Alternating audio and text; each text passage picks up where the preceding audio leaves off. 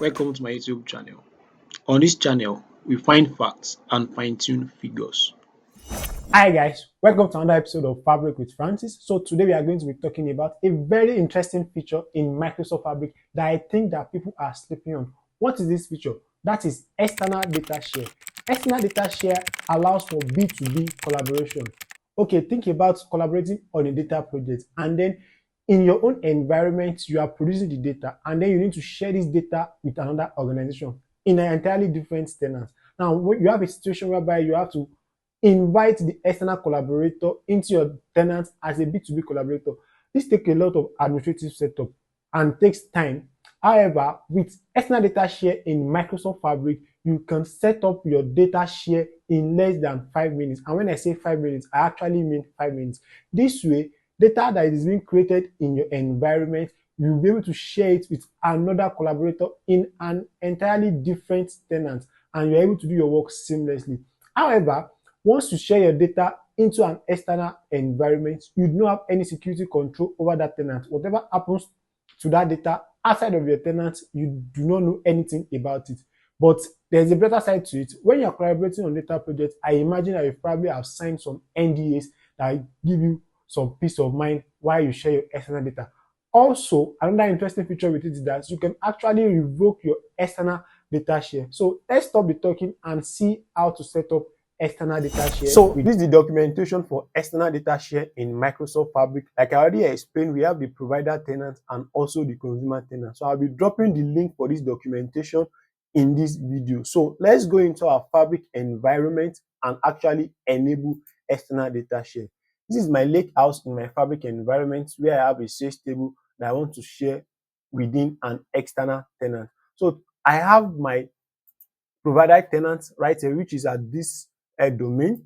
Then I have a second tenant, which is my consumer tenant in this case. So I have an empty lake house where I'm going to be receiving the external data share. So this is the domain also for the receiver in this case. So let me go back into my provider tenant. So I'll go to my admin portal right now, and then from my admin portal, I will search for the word external in this search bar right here. So I will type external, and that brings up every setting that is related to external for me.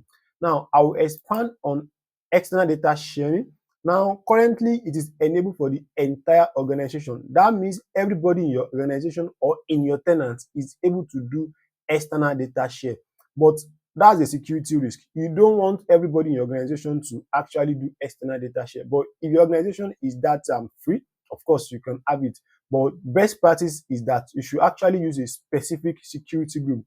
Then every member of the security group will be able to do external sharing. Now, once you select your security group, then you can just enter the name of the security group and then you click on apply.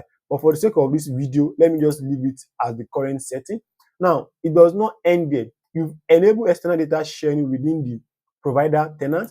Also, you need to enable ability to accept external data share. This is important in the receiver's tenant. So I'll click on this, and then of course, I'll also select the specific security group in real world scenario. But because of these video purposes, I will just use for the entire organization as well. So you need to ensure that the external data sharing is enabled within your provider tenant, and also the ability to accept external data share is also enabled in your receiver's tenant. So this setting needs to be enabled in both of your tenants. So let me go back into the workspace where I have my sales table that I want to share externally. And I'll click on this ellipsis, and I have two share button here. One is just share, which just allows you to share data within your organization. And then you have external data share, which allows you to share data outside of your organization. So I'm going to click on external data share.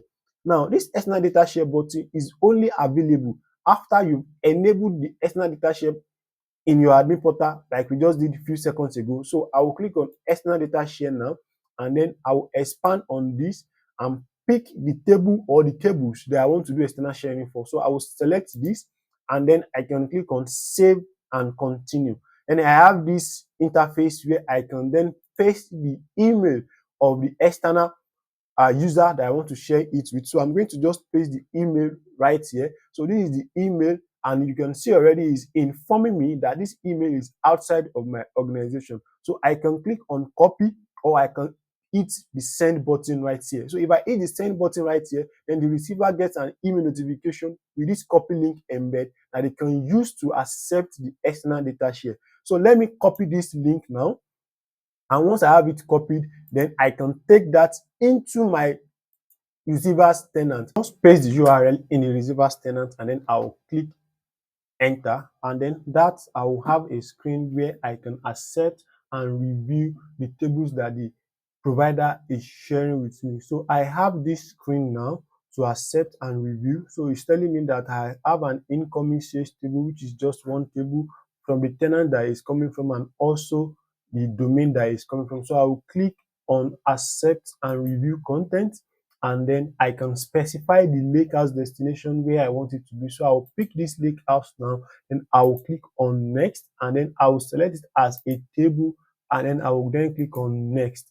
Then I can edit here the name of the table by clicking this button and just move this keyword external if I want, or I might leave it.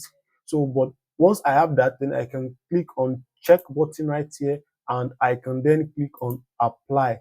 So once I click on apply, then I have that table available in my consumer's tenant. Now this is the table available in my consumer tenant. So don't forget, whatever happened in the provider's tenant is going to affect the table in my consumer's tenant. So with this table now, I can either use it with a notebook or even create a semantic model of this table. Whatever I want to do downstream with this table can now be done within the consumer tenant.